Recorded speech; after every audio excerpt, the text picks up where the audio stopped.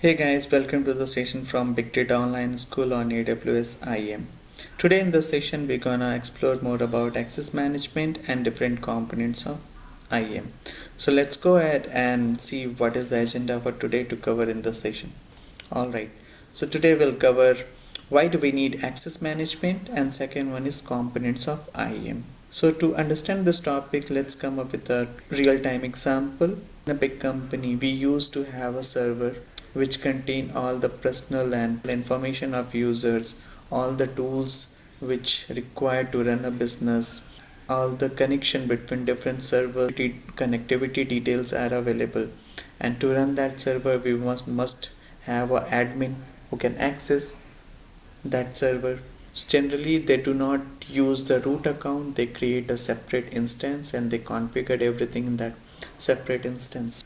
Today, they hired a business analyst. So admin has to provide access to certain tools which perform analytics, and they have to tag those tools to business analyst so that he could perform his operation. Similarly, tomorrow maybe UI developer is hired by a company, then admin has to provide only access to UI tools and not any other tool. So all those things, setups and configuration is done by admin via certain tools. Similarly, in cloud we have a separate service called AWS IAM through which we can deal all those things. So I hope you understand why do we need a access management tool or services. Generally, we require this to provide permissions, grant permission to user groups. So let's come to the next slide. Components of IAM. So generally there are four major components of IAM, but other than that also we have three important components with some higher concept. There are four major area in which we have to look. First one is users. So users means a person whom we wanted to provide access to our AWS account. So we can provide restrictive access or full access based upon their expertise. If he is an admin, then we'll provide a full admin access to our AWS account so that he can do everything on that account and he can provide access to different users based upon their expertise.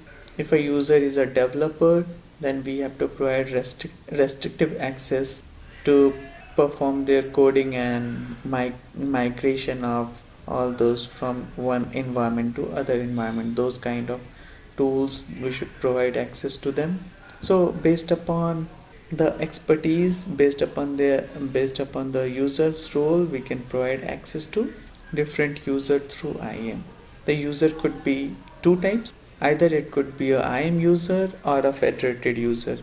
IAM users in the sense, if we create a user in AWS account under IAM, that is called IAM user. And if a user which is not present in AWS but he wants it to connect to AWS for certain period of time, those user we considered as a federated user.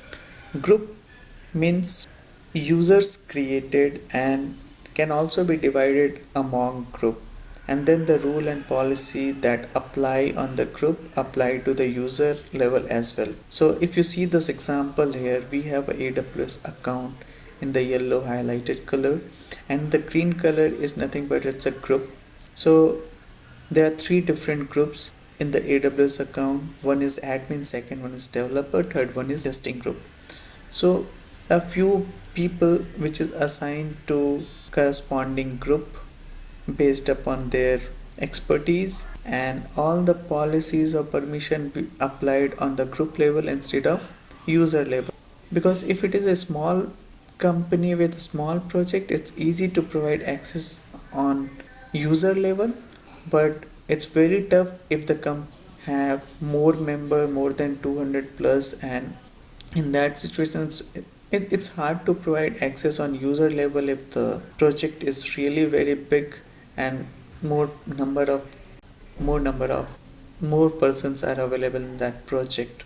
And generally providing access on user level is appreciated instead of providing access on user level. Okay, let's go to the role.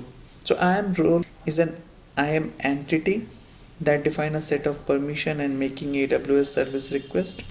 IAM role are not associated with a specific user or group. Instead, trusted entities assume that role and perform their operations. For example, we created a server, we created a EC2 instance, and we attach role to that EC2 instance. We attach a role to that EC2 instance so that EC2 instance can connect to different services like Glue, Lambda, Step Function, S3. So EC2 can connect to these services, not the users. Many times when we build a big application, there is a requirement to connect, there is a requirement to establish a connectivity between different services. In that situation, it's better to use role instead of providing access on user level.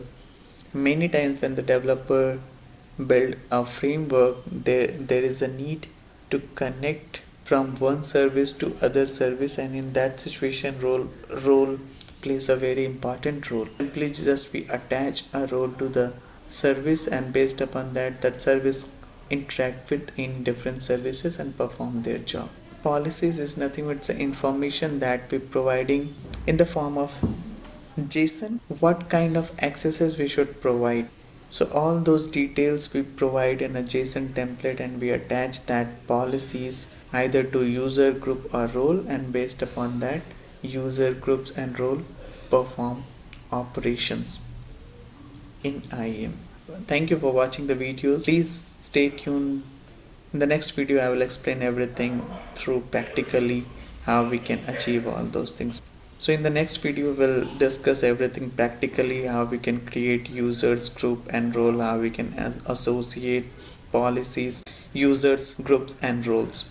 So please stay tuned with me. Thank you guys for your time. Please watch my next video to understand everything practically.